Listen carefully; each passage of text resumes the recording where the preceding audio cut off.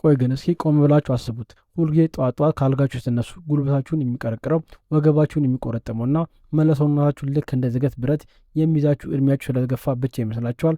በፍጹም አይደለም። ዛሬ በዘመናዊ ሕክምና ሳይንስ የተረጋገጠው እጅግ አስደናዋሪና አዲስ እውነታ ግን ሌላ ነው። ያ ሁልጊዜ ሌሊት እንቅልፍ የሚነሳችሁ፣ በየቀኑ ህመም ማስታገሻን ክብል እንድትወጡ የሚያስገድዳችሁ የመገጠሚያችሁ ህመም እና አርትራይተስ ዋና መነሻው አጥንታችሁ ሳይሆን እዚያው ሆዳችሁ ውስጥ ወይም አፋችሁ ውስጥ የበሰበሰው ጥርሳችሁ ሊሆን ይችላል። አዎ በትክክል የሰማችሁት። በእኛ ማህበረሰብ ውስጥ የእርጅና ምልክት ነው እየተባለ የሚታለፈው ይህ ስቃይ በሆዳችን ውስጥ ያሉ ጠቃሚ ባክቴሪያዎች የመሞት እና በድዳችን ውስጥ የተሸሸገ የጥርስ ኢንፌክሽን በቀጥታ በደም ስር ተጉዘው መጋጠሚያችን ላይ በመድረስ እሳት ስለሚለኩሱ የሚመጣ መክሰፍት ነው። ዛሬ በዚህ ሰፊ ዝግጅታችን ላይ ሁላችንም ሳናውቀው በየቀኑ የተመገብናቸው መጋጠሚያችንን ቀስ በቀስ እየበሉ የሚጨርሱ 7 እጅግ አደገኛ ምግቦችና ንጥረ ነገሮችን በዝርዝር ከመተንተናችን በላይ ህመሙን ሙሉ በሙሉ የሚያጠፉ ተፈጥሯዊ መፍትሄዎቻቸውን አንድ ባንድ ይፋ እናደርጋለን። የተከበራችሁና የተወዳችሁ የቻናላችን ቤተሰቦች እንደ ሁል ጊዜ ሁሉ ዛሬም እጅግ ጠቃሚና ህይወት የሚቀይር አዲስ የጤና እውቀት ይዘንላችሁ ቀርበናል። እንኳን ወደ ቻናላችን በሰላምና በጤና መጣችሁ። ይህ ዛሬ የምናቀርብላችሁ መረጃ ለራሳችሁ ጤንነት ብቻ ሳይሆን በየቀኑ ወገቤን፣ ጉልበቴን እያሉ ለሚሰቃዩ ውድ እናትና አባቶቻችሁ፣ ለእህትና ወንድሞቻችሁ ጭምር እጅግ በጣም አስፈላጊ ስለሆነ አንድ መስመር ሳይዘሉ እስከ መጨረሻው ሰከንድ ድረስ በጥንቃቄ እንድትከታተሉን በአክብሮት እጠይቃችኋለሁ። ወደ ዋናው ሰፊ ትንታኔያችን ከመግባታችን በፊት ግን እንዲህ ያሉ በምርምር የተደገፉ የጤና ሚስጥሮች ሁልጊዜ በፍጥነት እንዲደርሷችሁ አሁኑ ከታች ያለውን የሰብስክራይብ ምልክት በመጫን እና የደወል ምልክቷን በማብራት የዚህ ትልቅና ጠቃሚ ቤተሰብ ቋሚ አባል ይሁኑ። ይህንን ቪዲዮ አሁኑ ላይክ ማድረግም የዩቲዩብ አልጎሪዝም ይህን ወሳኝ የህይወት አድን መረጃ በየሆስፒታሉና በየቤቱ ለሚሰቃዩ በሚሊዮኖች ለሚቆጠሩ ወገኖቻችንና ኢትዮጵያውያን ወንድም እህቶቻችን እንዲዳረስ የበኩላችሁን ትልቅ የድርሻውን እና የሰብአዊ ኃላፊነቱን ይወጡ። መልካም። አሁን ሁሉም ነገር ረስታችሁ አእምሯችሁን ሰብስባችሁ ለአፍታ ተረጋጉና በዘመናዊ ሳይንስና በሀገራችን ተጨባጭ ሁኔታ ላይ ወደ ተመሰረተው ወደዚህ አስገራሚ የመጋጠሚያ ጤና ሚስጥር በቀጥታ እንግባ። እስኪ መጀመሪያ ወደ ኋላ ተመልሰን የቀደሙ አያቶቻችንና አባቶቻችን አስገራሚ ጤንነት እናስታውስ። 70፣ 80ና 90 ዓመት ሙሉ ለሙሉ ጤነኛ ሆነው ማሳ ሲያርሱ፣ እንጨት ሲፈልጡ፣ ገደል ተራራው ልክ እንደሚዳቋ እየዘለሉ ምንም ሳይሏቸው በደስታ ይኖሩ እንደነበረ ሁላችንም የምናውቀው ሀቅ ነው። በአሁን ዘመን ግን በሚያሳዝን ሁኔታ ገና በ30ና በ40 ዓመት ወጣትነት ዕድሜ ላይ የሚገኝ ጉልበቴ በረታ የተባለ ወጣት እንኳን ሳይቀር ሳይንቀሳቀስ ወገቤ ረገጡኝ፣ ጉልበቴ ያልታዛኝ እያለ በየቀኑ ሲቃተትና የህመም ማስታገሻ ሲውጥ ማየት እጅግ የተለመደና ልብ የሚሰብር የዘመናችን ክስተት ሆኗል። ለመሆኑ ይህ አስከፊ ለውጥ በአጭር ጊዜ ውስጥ በሀገራችን ላይ ለምን ሊከሰት ቻለ ብላችሁ ጠይቃችሁ ታውቃላችሁ? ዋናው ሚስጥር ሳይንቶች አሁን ደርሰውበት እንደደነገጡት የእኛ የሆድ ዕቃ ጤንነትና የመጋጠሚያችን ጥንካሬ በቀጥታና በቅርብ የተያያዙ በመሆናቸው ነው። ይህን አስገራሚ ትስስር የህክምና ሳይንሱ ገት ጆይንት አክሲስ ወይም የሆድ ዕቃና የመጋጠሚያ መስመር ይለዋል። እኛ ግን በሀገራችን አገላለጽ ይበልጥ እንዲገባን የሆድ ጥራት ያጥንትና የመጋጠሚያ ጥራት ነው ብለን ብንጠራው እጅግ በጣም ትክክለኛ መግለጫ ይሆናል። በእኛ የሆድ ዕቃ ውስጥ ማይክሮባዮም የተባሉ ቁጥራቸው በቢሊዮን የሚቆጠሩ ሌት ተቀን ለሰውነታችን ጤንነት የሚሰሩ እጅግ በጣም ጠቃሚ የሆኑ ተፈጥሯዊ ባክቴሪያዎች በሰላም ይኖራሉ። የእነዚህ ጠቃሚ ባክቴሪያዎች ዋና ስራቸው እኛ የምንመገበው ምግብ ማብላላት ብቻ ሳይሆን ከጉበታችን የሚወጣውን ተፈጥሯዊ ፈሳሽ ወስደው በማቀነባበር ሴኮንደሪ ባይል ሳልትስ የተባለ እጅግ በጣም ድንቅ የሆነ የኬሚካል ንጥረ ነገር ማምረት ነው። ይህ የሚመረተው ንጥረ ነገር በቀጥታ በሆድ ግድግዳ በኩል አልፎ በደም ስራችን ውስጥ በመግባት ወደ መላ ሰውነታችን በተለይም ወደ ጉልበት፣ ወደ ወገብና ወደ እጃችን መጋጠሚያዎች ተጉዞ እዚህ አካባቢ ምንም አይነት እብጠት፣ መኩሰልና መሸርሸር እንዳይፈጠር ሌት ተቀን የሚከላከል እውነተኛ የተፈጥሮ ዘበኛ ነው። ታዲያ እኛ በየቀኑ የምንመገበው የተሳሳተ የምግብ ምርጫ ምክንያት ይህን መጋጠሚያችንን የሚጠብቀውን የተፈጥሮ ዘበኛ በገዛ እጃችን ስንገድለው መጋጠሚያችን ምንም ጠባቂ ስለማያገኝ ለከፍተኛ ጥቃት፣ ለእብጠትና ለአርትራይተስ በሽታ በቀላሉ ክፍት ይሆናል ማለት ነው። የሆዳችንን ባክቴሪያ ማጥፋት መጋጠሚያችንን ቀስ በቀስ እየበሉ ለሞትና ለሽባነት የሚዳረጉን እነዚህን 7 እጅግ በጣም መጥፎ የሆኑ ምግቦችና በውስጣቸው የያዟቸውን አደገኛ ኬሚካል ኢንግሪዲየንትስ ዝርዝር አሁን በጥልቀት እንመልከት። በመጀመሪያ ደረጃ የምናገኘውና ልናስወግደው የሚገባው ጠላት በአፍሪካ የተዘጋጀ ምግቦች ውስጥ በብዛት የሚጨምሩት ኢሙሊፋየርስ የተባሉ ሰው ሰራሽ የኬሚካል ማጣበቂያዎች ናቸው። እነዚህ አደገኛ ኬሚካሎች በተለይ በየሱቁ በሚሸጡ አይስክሬሞች፣ ክሬም ያላቸው ዝግጁ የፓስታ ማጣፈጫዎች፣ የታሸጉ ማዮኔዞች እና የተለያዩ ኬክ አይነቶች ውስጥ ምግብ ሳይበላሽ ለረጅም ጊዜ አንድ ላይ ተለጥፎ እንዲቆይ ለማድረግ ተብሎ በብዛት የሚጨመር መርዝ ነው። እነዚህ ኬሚካሎች ወደ ሆዳችን በሚገቡበት ጊዜ ምግቡን እንደሚያጣብቁት ሁሉ የሆዳችንን ተፈጥሯዊ ሽፋን በማጥፋት እዚያ ውስጥ የሚኖሩትን እና መጋጠሚያችንን የሚጠብቁትን ጠቃሚ ባክቴሪያዎች ሙሉ በሙሉ ጠራርገው ያጠፏቸዋል። በዚህ ምክንያት መጋጠሚያችን በከፍተኛ ሁኔታ ማበጥ ይጀምራል። ሁለተኛው አደገኛ ምግብ በአሁን ዘመን በየጂሙና በየሱቁ ለሰውነት ግንባታ፣ ለጡንቻ ማሳደጊያና ለክብደት መቀነሻ የተባለ በብዛት የሚሸጠውና ወጣቶች የሚወስዱት ቅባት አልባ የሶያ ፕሮቲን ፓውደር ወይም ሶይ ፕሮቲን አይሶሌት ነው። ይህ በከፍተኛ ኢንዱስትሪ ማሽን ተቀነባብሮ የሚዘጋጅ ሰው ሰራሽ የእጽዋት ፕሮቲን በሰውነታችን ውስጥ ያለውን የትልቁን የኬሚካል ፋብሪካችንን ማለትም የጉበታችንን ተፈጥሯዊና ሰላማዊ ስራ በከፍተኛ ደረጃ ያውከዋል ወይም ያጨናንቀዋል። ጉበታችን በዚህ ሰው ሰራሽ ፕሮቲን ምክንያት ስራው ሲዛባ ደግሞ ለመጋጠሚያችን ጤንነት እና ፈሳሽ መበራከት እጅግ አስፈላጊ የሆነውን የቢል ፈሳሽ በአግባቡ ማምረት አይችልም። ይህ ደግሞ በቀጥታ አጥንታችን እርስ በርስ እንዲፋጩና እንዲቆስሉ ያደርጋል። ሶስተኛውና ማናችን ብንሆን ሳናውቀው ከቤታችን ማዕድ በፍጹም የማናጣው ትልቁ ጠላት በየቪዲዮ የምናየው የተጣሩ የዘር ዘይቶች ሪፋይንድ ሲድ ኦይልስ ወይም እኛ ሀገር በብዛት በጀሪካን የሚሸጡት የሱፍና የበቆሎ የምግብ ዘይቶች ናቸው። እነዚህ በየሱቁ በብዛት የምናያቸው የዘይት አይነቶች ከተለያዩ እህሎች ላይ ዘይቱን ጨምቆ ለማውጣት ሲባል ብቻ በፋብሪካ ውስጥ እጅግ አስከፊ የሆኑ የኬሚካል ፈሳሾች ይጨመሩባቸዋል ወይም ይለቀቅባቸዋል። ይህ ብቻ አይደለም። እነዚህ ዘይቶች በፋብሪካ ሂደት ውስጥ እስከ 570 ዲግሪ ፋራናይት በሚደርስ እጅግ በጣም ከፍተኛ በሆነ ሙቀት ውስጥ እንዲያልፉ ስለሚደረግ ተፈጥሯዊና ጤናማ የነበረው ይዘታቸው ሙሉ በሙሉ ተቀይሮ ወደ መርዝነት ይቀየራል። በዚህ አስከፊ ከፍተኛ ሙቀት ምክንያት በዘይት ውስጥ አልሃይድ የተባለ እጅግ በጣም አደገኛ የሆነ መርዛማ ንጥረ ነገር ይፈጠራል። ይህ ንጥረ ነገር ደግሞ በሰውነታችን ውስጥ ከፍተኛ የሆነ የሴል እብጠት ወይም ኢንፍላሜሽን የሚቀሰቅስ እውነተኛ ጋንግስተር ነው። እኛ በየቀኑ በእነዚህ የተጣሩ ዘይቶች የጠበሱ ምግቦች፣ ቺፕሶች፣ ስጋዎችና የተለያዩ ወጥ ስንመገብ ያ ዘይት ውስጥ ያለው መርዝ በቀጥታ በመጋጠሚያችን ሴሎች ውስጥ በመቀመጥ እዚህ አካባቢ ያለውን ለስላሳ አጥንት ካርቲሌጅ ቀስ በቀስ ያበሰብሰዋል። አራተኛው መጥፎ ልማድና ምግብ አልኮሆል፣ በተለይም ደግሞ በሀገራችን ወጣቶችና ጎልማሶች ዘንድ በሰፊው የሚጠጣው የቢር መጠጥ ነው። በእኛ ማህበረሰብ ውስጥ ቢራ ለአጥንት ጥንካሬ ጥሩ ነው፣ ኩላሊትን ያጥባል እየተባለ የሚወራው ወሬ ፍጹም የተሳሳተ ከሳይንስ የራቀና ማስተባበያ የሌለው አደገኛ አመለካከት መሆኑን ልታውቁ ይገባል። ምክንያቱም ቢራ በሰውነታችን ውስጥ በሚፈጭበት ጊዜ ወደ ፑሪን የተባለ ኬሚካል ይቀየራል። ይህ ፑሪን ደግሞ በደማችን ውስጥ የዩሪክ አሲድ ክምችት በከፍተኛ ደረጃ ጣሪያ እንዲነካ ያደርገዋል። ይህ በደም ውስጥ የሚበዛው ዩሪክ አሲድ መውጫ ሲያጣ በቀጥታ ሄዶ በእግራችን መገጠሚያችን ላይ ልክ እንደ መርፌ ስለታማ የሆኑ ክሪስታሎች ይረጫል። ይህ ደግሞ ድንገት ሌሊት ተኝተው ሲነሱ እግር መሬት ጨርሶ የሚያስረግጠውን የጋውት አርትራይተስ ህመም ያመጣል። ከቢራ በተጨማሪ ወይን እና ማናቸውንም ጠንካራ የአልኮል መጠጦችን የሰውነታችን ዋና የጤና መቆጣጠሪያ ማዕከል የሆነውን ጉበታችንን ስለሚመርዙት ጉበት ከተመረዘ ደግሞ መጋጠሚያችን በሙሉ አብረው መውደማቸው የማይቀር ሀቅ ነው። አምስተኛው መጥፎ ንጥረ ነገር ኬሲን ኤዋን የተባለው እና በብዛት በኢንዱስትሪ በሚመረቱ የላም ወተቶች ውስጥ የሚገኝ አስቸጋሪ ፕሮቲን አይነት ነው። በአሁኑ ዘመን በከተሞች አካባቢ በብዛት የሚሸጡት በተፈጥሮ ሳር ሳይሆን በፋብሪካ ኬሚካል የሚቀለቡ የላሞች ወተት ይህን በሰውነታችን ለመፍጨት እጅግ አስቸጋሪ የሆነውን የኤዋን ፕሮቲን ይዘዋል። ይህ አልበቃ ብሎ ደግሞ የዚህ ወተት ፕሮቲን ሶዲየም ካሲኔት እና ካልሲየም ካሲኔት የተባለ በፋብሪካ የተለይቶ በኃይል ሰጪ ምግቦችና በፕሮቲን ባሮች ውስጥ በብዛት በዱቄት መልክ ይጨምራል። ይህ ኬሲኒዋን ፕሮቲን ወደ ደማችን በሚገባበት ጊዜ የሰውነታችን በሽታ መከላከያ ስርዓት እንደ ጠላት አካል ስለሚቆጥረው እሱን ለማጥፋት በሚደረገው ከፍተኛ ትግል በመጋጠሚያችን ላይ ዘላቂ የሆነ እና የማይበርድ ከፍተኛ እብጠት ወይም ክሮኒክ ኢንፍላሜሽንን ያስነሳል። ስድስተኛውና የዘመናችን ትልቁ የምግብ ጠንቅ ዘመናዊ ስንዴና ከዚህ ስንዴ ተዘጋጅተው በየቀኑ በጉት የምንመገባቸው የተለያዩ ምግቦች ናቸው።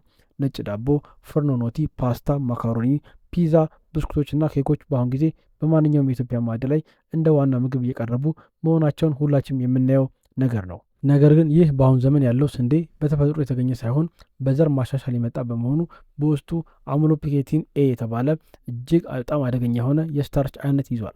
ይህ ስታርች ወደ ሆዳችን ሲገባ ከተራ ነጭ ስኳር በበለጠ ፍጥነት በቀጥታ ወደ ጉልኮስነት በመቀየር የደማችን የስኳር መጠን በአንድ ጊዜ ሰማይ ያደርሰዋል። ይህ ብቻ ሳይሆን በስንዴ ውስጥ ያለው ግሉቶን የተባለው ሙጫ መሰል ፕሮቲንና ስንዴው በእርሻ ላይ ያለ እንዳይበላሽ የሚረጭ ግሉፎሴት የተባለ አደገኛ የአረም ማጥፊያ ኬሚካል የሆዳችን ስስ ግድግዳ ሙሉ በሙሉ ይበዙታል። የሆዳችን የመከላከያ ግድግዳ በዚህ መልኩ ከተሸረሸረና ከተበሳሳ ደግሞ በሆዳችን ውስጥ ያሉ ያልተፈጩ ምግቦችና መርዛማ ኬሚካሎች በቀጥታ ወደ ደም ስር ሾልከው በመግባት በመጋጠሚያችን ውስጥ ሰፍረው አጥንታችንን ይበሉታል። ሰባተኛውና የመጨረሻው መጥፎ ምግብ በጣፋጭ ለስላሳ መጠጦች በታሸጉ ሰው ሰራሽ የፍራፍሬ ጭማቂዎችና በጣፋጭ ምግቦች በብዛት የሚገኘው ከፍተኛ ፍሩክቶስ ያለው የበቆሎ ሽሮፕ ወይም ሃይ ፍሩክቶስ ኮርን ሲረፕ ነው። ይህ ስኳር ከተፈጥሮ ማር ወይም ከተራ ስኳር ፈጽሞ የተለየ እና በላቦራቶሪ የሚሰራ የኢንዱስትሪ መርዝ ሲሆን በውስጡ ያለው የፍሩክቶስ መጠን እጅግ ከፍተኛ በመሆኑ በቀጥታ ሄዶ ጉበታችንን ያጣብቀዋል። ጉበታችን በዚህ ምርት ሲያብጥ መላ ሰውነታችን ለኢንሱሊን መቋቋም ወይም ኢንሱሊን ሬዚስታንስ ለተባለ በሽታ ይዳረጋል። ይህ ደግሞ በመጋጠሚያችን መካከል ያለውን ቅባት አድርገው ልክ እንደ ዝገት ቀስ በቀስ እንዲሸረሸሩ እና እንዲሰባበሩ ያደርጋቸዋል። እንግዲህ እነዚህ 7 መጥፎ ምግቦች ካየን አሁን ቅድም በመግቢያ ላይ ወደ ጠቀስኩላችሁ ማናችንም ብንሆን በህልማችን እንኳን አስበን ወደማናውቀው አስገራሚ ድብቅ ጠላት እንመለስ። ለመሆኑ በአፋችን ውስጥ ያለው የጥርስ ጤንነት ከጉልበታችን ወይም ከወገባችን መጋጠሚያ ጋር ህመም ጋር እንዴት ሊገናኝ ቻለ ብላችሁ መገረማችሁ አይቀሬ ነው። ግንኙነቱ እጅግ በጣም አስፈሪ ነው። ከዚህ በፊት ጥርሶ ተበስቶ ወይም ድዶ አብጦ ሳይታከሙት እንዲሁ በህመም ማስታገሻ ብቻ ያሳለፉ የቆየና በአግባቡ ስሩ ያልተመነገለ የጥርስ ኢንፌክሽን በአፎ ውስጥ ካለ እዚያ የበሰበሰውና የሞተ ጥርስ ስር ውስጥ የሚኖሩት እጅግ ጨካኝ የሆኑ ባክቴሪያዎች ባዮፊልም የተባሉ ምንም አይነት አንቲባዮቲክ መድኃኒት የማይበሳው ጠንካራ የተፈጥሮ መከላከያ ጋሻ በዙሪያቸው ይሰራሉ። እነዚህ ባክቴሪያዎች ሌሊት እርሶ ተኝተው ሳሉ በድዶ ስር የደም ስሮች በኩል ቀስ ብለው ሾልከው በመግባት በሊምፍ ፈሳሽና በደም ዝውውር አማካኝነት በመጓዝ በቀጥታ ሄደው ጉልበቱ ወይም ወገቡ መጋጠሚያ ላይ ይሸሸጋሉ። እዚህ መጋጠሚያ ላይ ሲቀመጡ የሰውነቱን ተፈጥሮ የበሽታ መከላከያ ሰራዊት ባክቴሪያዎች ለማጥፋት የሚያደርገው አስከፊ ጦርነት ምክንያት ባክቴሪያዎቹን መምታት ሲያቅተው የገዛ አካሉን መጋጠሚያ መልሶ በኃይል ማጥቃት ይጀምራል።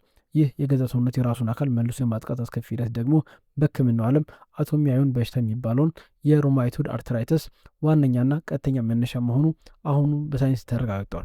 ታዲያ ወገኖቼ ይህን ሁሉ አስፈሪ በሽታና ስቃይ ከሰማን ዘንድ ማንካ ሲያልቅ በባዶ እጅ ሆነን አንቀመጥም። ተፈጥሮ ለእኛ ለሰው ልጆች ድንቅ የሆኑ የመፈወሻ መንገዶችን በምግብ ውስጥ አስቀምጣለች። አሁን ደግሞ ያን የተሸረሸረውን መጋጠሚያችንን መልሰው የሚጠግኑትን እብጠቱን ሙሉ በሙሉ አጥፍተው እንደ አዲስ ወጣት የሚያደርጉንን 5 እጅግ ድንቅ የሆኑ ምግቦችን አንድ በአንድ በሰፊው እንመልከት። በመጀመሪያ ደረጃ የምናገኘውና በየቀኑ ልንመገበው የሚገባን ድንቅ የተፈጥሮ መድኃኒት የተቦካኩ ምግቦች ወይም ፈርመንትድ ፉድስ የተባሉት ናቸው። ይህን ስንል የውጭ ሀገር ምግብ እንዳይመስላችሁ። የእኛ ኢትዮጵያውያን ባህላዊ ተፈጥሮ እርጎ፣ ለቀናት የቆየ ንጹህ የአገር ቤት አይብና በደንብ ተቦክቶ ለ3 ቀናት ያደረ የጤፍ እንጀራ ለዚህ ፍጹም እና ወደ ሌላቸው ምሳሌዎች ናቸው። እነዚህ በተፈጥሮ የበኩ ምግቦች በውስጣቸው ፕሮባዮቲክስ የሚባሉ በሚሊዮን የሚቆጠሩ ህይወትን ያላቸው እና ለሰውነታችን እጅግ ተስማሚ የሆኑ ጠቃሚ ተዋሳያንን በብዛት ይዘዋል። እነዚህ ምግቦች ወደ ወዳችን ሲገቡ ቅድም ያልናቸውን በመጋጠሚያችን ላይ የሚፈጠረው ማናቸውንም እብጠት እና ስቃይ አስፍተው አጥንትን የሚጠግኑትን ሁለተኛ ደረጃ የቤት ጨው ወይም ደግሞ ሰከንደሪ ባይል ሳት በከፍተኛ ሁኔታ እንዲመረቱ ያደርጋል። ሁለተኛው አስደናቂ የምግብ ዘይት ሰውነታችንን የሚያለሰልሱ እና መጋጠሚያችን የሚጠብቁ ጤናማ ተፈጥሯዊ ቅባቶች ወይም ሄልዚ ፋትስ ናቸው። ተፈጥሯዊና በባህላችን የምናውቀው የአገር ቤት ንጹህ የላም ቅቤ፣ በቅዝቃዜ የተጨመቀ ንጹህ የወይራ ዘይት እና አቮካዶ በመጋጠሚያችን መካከል መድረቅ የጀመረውን ተፈጥሯዊ ፈሳሽ መልሰው በመተካት አጥንት ከአጥንት ጋር እንዳይፋጭ ያደርጋሉ። ሶስተኛውና እጅግ ወሳኙ ነገር በውስጣቸው ከፍተኛ መጠን ያለው ቫይታሚን ዲ3 የያዙ ምግቦችን አዘውትሮ መመገብ ነው።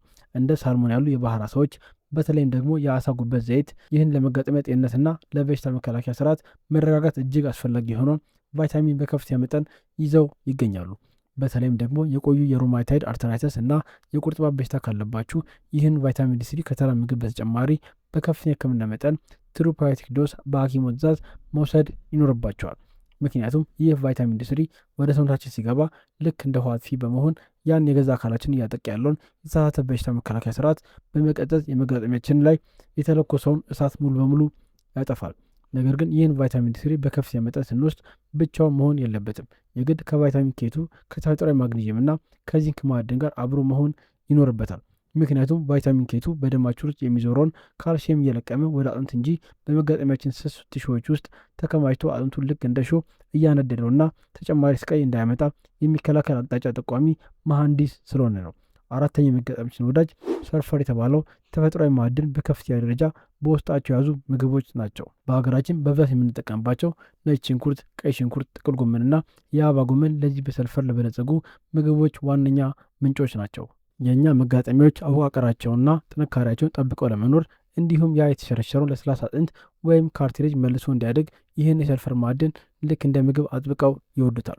አምስተኛውና ከምንም በላይ ፈጣን ታምር መስራት የሚችለው ትልቁ ምግብ ኮላጂን ወይም የእኛ ባህላዊ የቆየ የአጥንት መረቅ ነው።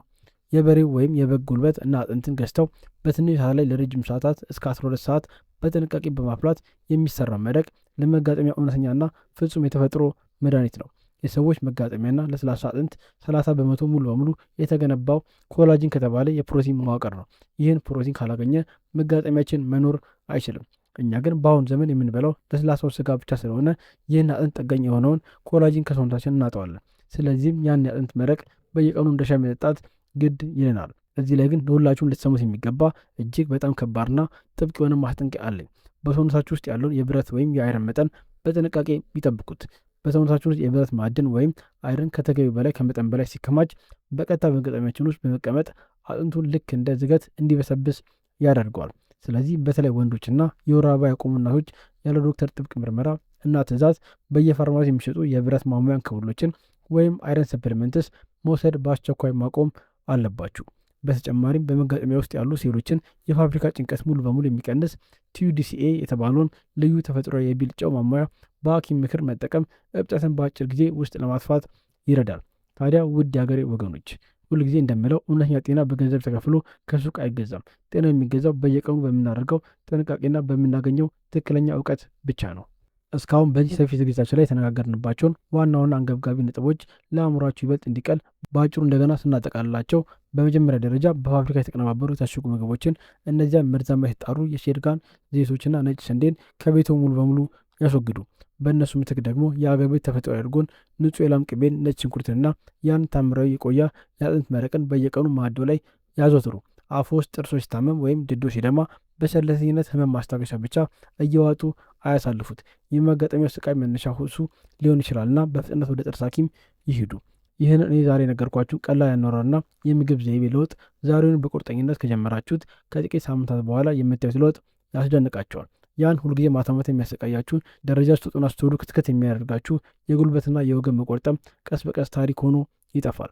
አሁን ግን ወሳኙ ምርጫና ውሳኔ ሙሉ በሙሉ በእጃችሁ ነው። በየቀኑ የኬሚካል ህመም ማስታገሻን ክብል መዋጥ ወይስ የዕለት ምግባችሁ እውነተኛ መድኃኒት ማድረግ? እኔ ግን ሁላችሁም የኬሚካል ባሪያ መሆኑን አቁማችሁ የተፈጥሮ ምግባችሁን መድኃኒት አድርጋችሁ ሙሉ ህይወታችሁን በጤና በብርታትና በደስታ እንድትኖሩ ከልብ እመኛለሁ። ዛሬ በዚህ ቪዲዮ ያካፈልኳችሁ አዲስና ጥልቅ ሳይንሳዊ እውነት የተጎዳ አካላችሁን ፈውሶ ጤናችሁን ሙሉ በሙሉ እንደሚቀይረው ፍጹም የሆነ ጽኑ እምነት አለኝ። ይህ በብዙ ድካም ተጠንቶ የቀረበው የቪዲዮ ዝግጅት ጠቃሚ ካገኛችሁት ለምትወዷቸው የቅርብ ጓደኞቻችሁና ለዘመዶቻችሁ ሁሉ በሶሻል ሚዲያ ማጋራት ወይም ሼር ማድረጋችሁን እንዳትረሱ። በተለይም ደግሞ በየቤት ተቀምጠው ጉልበቴን በረደኝ ወገቤን ታመምኩም እያሉ ለሚሰቃዩት ውድ እናትና አባቶቻችን ይህን መረጃ በተግባር ደውሎ ማድረስ የሁላችንም ሰብአዊ ኃላፊነት ነው።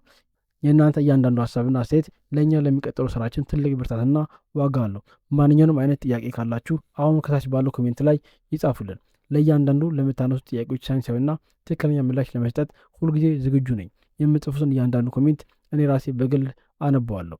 የዛሬው እጅግ ሰፊና ህይወት አድን የሆነው የጤና መርህ ግብራችን በዚህ ይጠናቃል። ጊዜያችሁን ሰጣችሁ ስለተከታተላችሁን ከልብ አመሰግናለሁ። በሚቀጥለው ሳምንት ደግሞ ይበልጥ አስገራሚ የሆኑ ህይወትና ጤናን የሚቀይሩ ድንቅ የተፈጥሮ የጤና ሚስጥሮችን ይዘላችሁ እስክንመጣ ድረስ ሁልጊዜ በቻናላችን ላይ እንደምንለው እና እንደምናስታውሳችሁ የእርስዎ ውድ ጤናው ሁልጊዜ ቢሆን በገዛ እጅ ሆነው በጥንቃቄና በእውቀት ይጠብቁት። ልዑል እግዚአብሔር ውድ ሀገራችን ኢትዮጵያና ህዝቦቿን ሁሉ በሰላም ይጠብቅ። ሁላችንም በሙሉ ጤና ያቆየን። እስከሚቀጥለው ዝግጅት ድረስ በሰላም እስከምንገናኝ በጤና ቆዩኝ። ቻው።